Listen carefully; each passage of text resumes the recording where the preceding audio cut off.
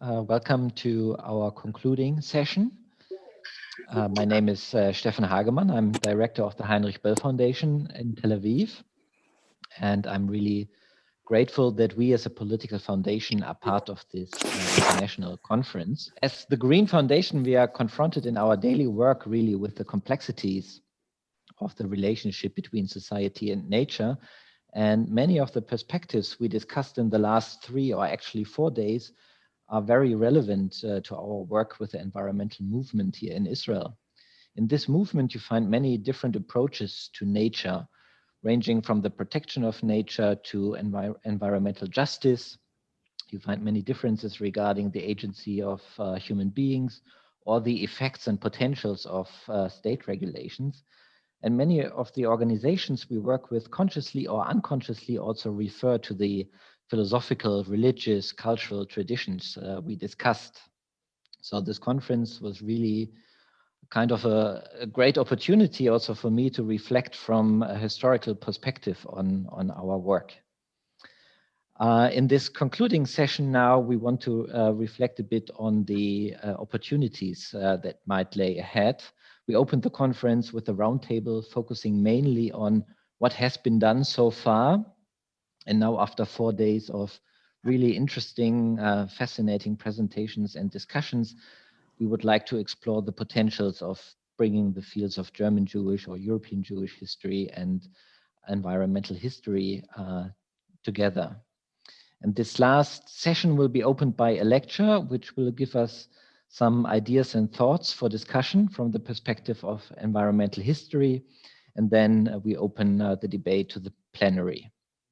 Let me introduce our speaker now.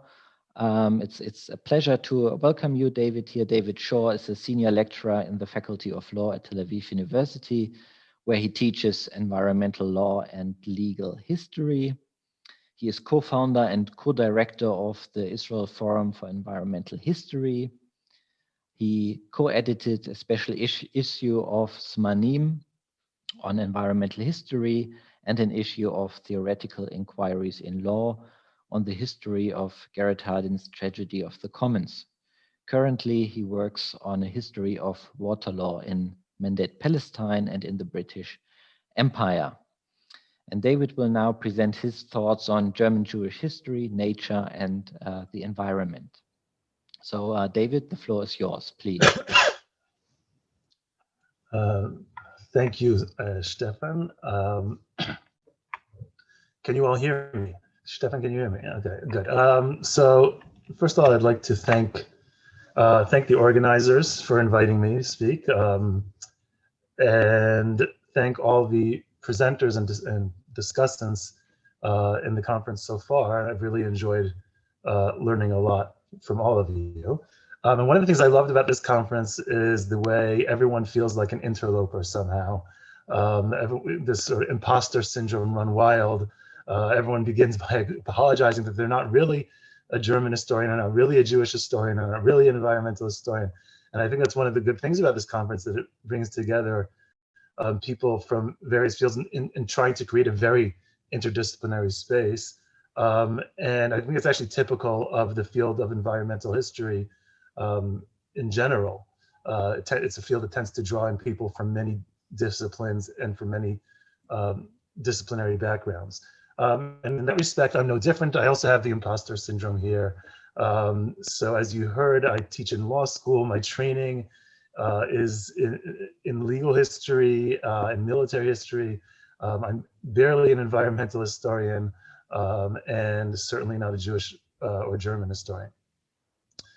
Now you'll notice you may have noticed, I've slightly changed the title of my talk. I'm still going to talk about the material turn in environmental history, but I'm also going to talk about a few other things that seem to me important as the conference progressed, and it's all connected. So Miriam, who opened the first session 2 nights ago, noted that religion was pretty much absent from the program. And what I'm going to do now is also focus less on what was said in the conference and more than what was not said in the conference. And I'm hoping that I'm hoping to be provocative in the goodness of the word, I hope. My entry point into this is the term nature, which features, of course, in the title of the conference and in many of the talks, maybe all of the talks. Also on the term environment, which also appears in the title of the conference. And there's an ambiguity here. Nature and environment is the subject of this conference nature in German Jewish history, or is it German Jewish environmental history? And I'm going to claim that this actually matters. In particular, I'm going to argue that environmental history is a much broader term that opens up many avenues of research that were not really represented at this conference. And now this is not a criticism of anyone in the conference. Like most academics, I can't stand when people tell me, well, why didn't you research this or that? Or, well, we all sort of gain expertise in our own little corner of the world, and that's the way it should be. This is, again, not a criticism. It's more of a call to go out and convince your colleagues or your students or your friends to continue this interesting work on German Jewish environmental history and push it in additional directions. Now, the reason I think it matters, the distinction between nature and history and environmental history, I think the focus on nature has tended to affect the issues that were explored in this conference in 3 dimensions that I'll mention. The first dimension is that of periodization, the period that's been emphasized in this conference, and the periods that were hardly mentioned in this conference. Second, the relative weight of cultural history and more material approaches to history. And third, what counts as the environment or environments, and what counts as an environmental issue. And I'll take each one of these in turn. So we'll start with the issue of period. And of course, I'm sure you all noticed that the conference was heavily focused on the modern, roughly the Enlightenment through mid-20th century or maybe late 20th century. And I think this is connected to the focus on the idea of nature.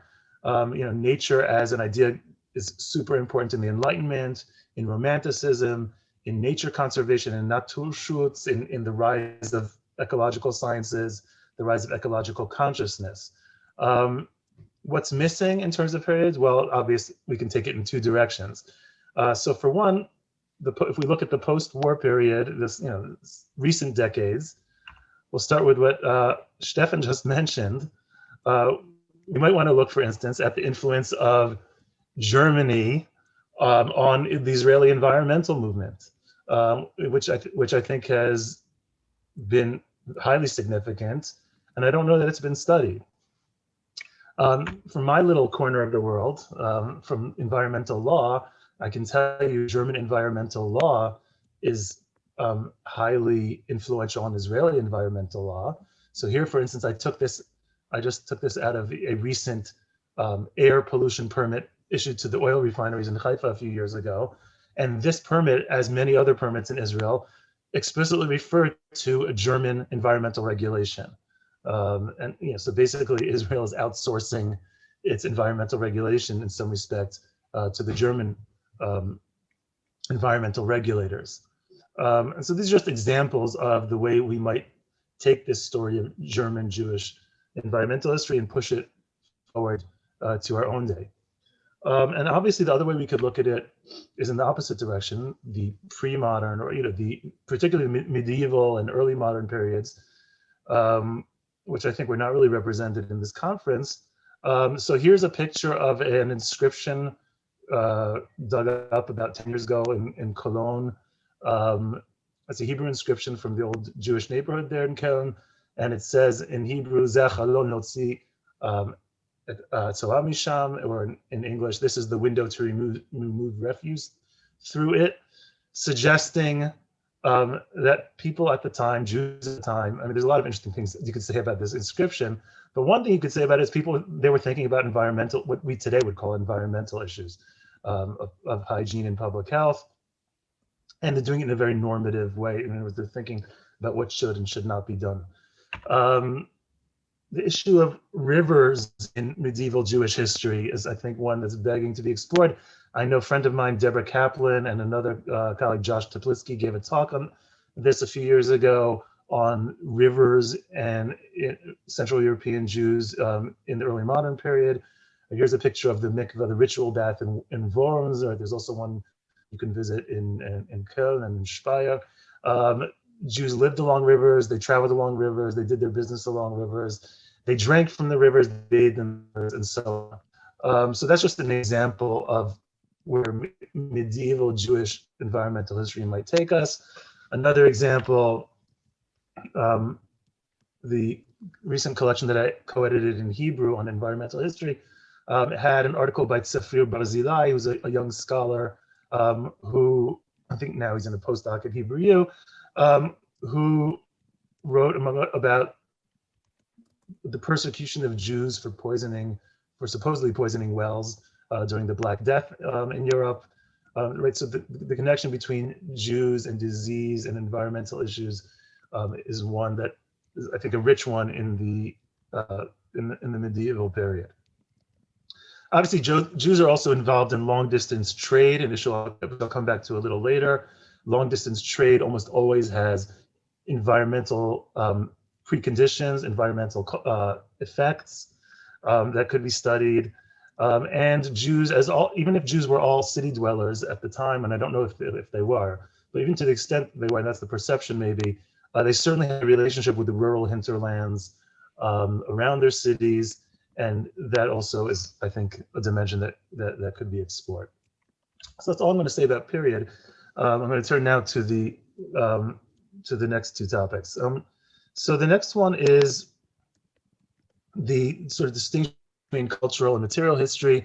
And here, I think two schema from the historiography of the environmental historiography might be helpful. So I'll start with a cute little book by the late Donald Hughes, an American environmental historian who wrote this little book, What is Environmental History? And he just, I think, puts it very simply and clearly. He says there are three main themes of environmental history. One, how the environment shapes human history. Two, how human actions bring about environmental changes. And three, attitudes towards the environment, obviously all in history. And the papers at this conference, I think, are clearly focused on number three here, on the attitudes of Jews and Germans and German Jews towards the environment, and much less on numbers 1 and 2. We heard a lot about history of ideas, the history of science, discourse, culture, identity, imagination. And I have to say that in my own work, this is the direction I go in also typically. Being a legal historian, I'm interested in attitudes and in culture. However, there's a lot to be done, I think, also in headings 1 and 2 here. And I'm going to be provocative here again. It's almost as if the charge of Jews as Luftmenschen is endorsed by this conference, right? So Jews have a lot of ideas, they have a lot of attitudes, but their actual physical connections to the environment, I think, are not well explored in this conference. And my guess is in scholarship in general, not just at this conference. And now another schema, I think this is my own, and it's very crude and very inaccurate, but I think nonetheless it might just give us a picture of where we fit in here in terms of the field of environmental history. So there have been, I think, many waves or turns you could point to in environmental historiography. So in the early 20th century, we have sort of historical geography and Annales school. Right here's the distribution of olives, as sort of being an historical, an explanatory historical factor. In the decades after World War II, I think there's a surge of writing about the histories of nature as an idea, about the history of nature preservation. So one very famous book in this vein is the one you see here by Clarence Gleck, and also Roderick Nash, for instance, or many other scholars I could think of. A little later, we get, I think, a wave of histories of environmental degradation. One famous book in this vein is Donald Worster's Dust Bowl and other works by him. It's sort of scholars looking at the way humans have degraded their environment over time. Maybe use as well could be put in that category. In the 90s, I think you get a reaction against this. In general, there's a general cultural turn, I think, in history, and it affects environmental history as well. William Cronin's essay, which you can see here, I think is one of the things that paves the way for this, sort of questioning the whole idea of nature, pointing out the artificiality of nature, pointing out the impossibility of distinguishing between culture and nature. And I think environmental history takes a much more cultural turn, interested in discourse and ideas. And I think most recently, maybe influenced by the current climate crisis that we're in, but I think we see a new material turn again. Again, we see a material turn, I think, in general in history, but it's certainly affecting environmental history as well. We have scholars interested now in changes in the landscape, in the climate history, energy history, flows of material, flows of energy, many books on river histories, environmental histories of cities. So again, turning back towards the more physical and material environment. And again, I think the talks in this conference were mainly in these highlighted fields that I've highlighted here, in cultural history. And I would say nature, I put nature here in quotation marks in a very intentional way. I mean, we don't and can't talk about nature as with some kind of ontological reality, right? We talk about nature as an idea. And that's, we talked in this conference really about how people thought about nature and very little about how people actually affected nature or how nature affected people in a physical sense. And then finally, my last sort of provocation here, it has to do with what counts as environment and what counts as an environmental issue. And I want to endorse Dominique Huniger's comment at the beginning of the conference that all history can be environmental history. It doesn't mean it always is, but it can be environmental history. So even if we accept Miriam's suggestion from the session on Tuesday that German Jewish history in general, focuses on the bourgeois, on the urban, so that nature is left out, a characterization which I'm going to take issue with in a minute, there's still a lot of material to work with here outside of cities. So for instance, there were lots of Jewish cattle traders, I think. Again, German history is not my field, but so here's an example of a book written about cattle in the British Empire, a recent work by a Canadian scholar. I suspect there's a lot to be said about the environmental history of cattle trading in Germany by Jews and others. Forest, the history of forests in Germany is one of the classic topics in environmental history in general, and that has to do with partially with the fact that the idea of sustainability is thought to have originated among German foresters and cameralist thinkers and administrators in the German states in the early modern period. I raise as a question, I don't know, were Jews involved? Were court Jews, for instance, who maybe were funding some of these activities, were they involved? Were Jews maybe involved as traders or as other roles in the system? I know that in Eastern Europe, Jews were heavily involved in the timber industry. I don't know if that was true in more Central European German states as well, but there may be room for research here. David Blackburn's book, which I had a picture of before, very influential book on drainage and river regularization in Germany. Basically showing how the Germans massively reordered their landscape in modern times by canalization and drainage and things like that. Again, I would ask, I have no idea, but were Jews involved in this? And they certainly were affected. Right? We just talked about the strong Jewish connection to rivers. So what happens to that Jewish connection to rivers when those rivers undergo far-reaching changes? Another issue is food systems. Now, William Cronin also wrote a very famous book called Nature's Metropolis, which provided a blueprint for how to study how the effects of urban history on far-reaching environments thousands of miles away, particularly due to the food system. And this is what today we would call the ecological footprint of the food system. Now, Jews' consumption of food was presumably negligible in the overall German picture, but I would still guess that there's work to be done here. For instance, today was Tu B'Shvat. So I grew up in the United States, and on Tu B'Shvat, they always gave us dried carob from the Holy Land to eat. On Tu B'Shvat, I think this is a custom which originated in Europe. So around the Jewish holidays, there were certain kinds of foods that certainly had to be transported long distance from exotic locales. I would also mention herring. So herring, I just did a bit of reading on herring, right? Herring, which comes from the North Sea or the Baltic. And Jews in Central Europe, far away from those herring banks, ate a lot of herring. It seems to me there's an environmental story to be told here as well. And then, of course, Jews were involved in trade, not just as consumers, but also as traders, as financiers of trade. And those activities, again, were conditioned on certain environmental realities and also affected those environmental realities. And it seems to me that this is a theme that could be explored as well. And then I want to go back to the urban context. And I would like to push back against the idea that environmental history and cities somehow don't go together. Now, first of all, there is a wealth of work on urban environmental history published over the last 30, 40 years on Germany, on other places as well.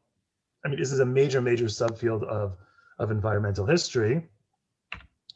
So again, point out some of the ways in which German Jews were certainly involved in these stories. So we already talked about water and sewage systems in medieval times. Jews had some kind of semi-autonomous existence in German towns. That means that to some extent they were also responsible for their own water and sewage systems. I know there's a bit of work that's been done on this by legal historians, for instance, but not much. I don't think much has been done with a more environmental history focus.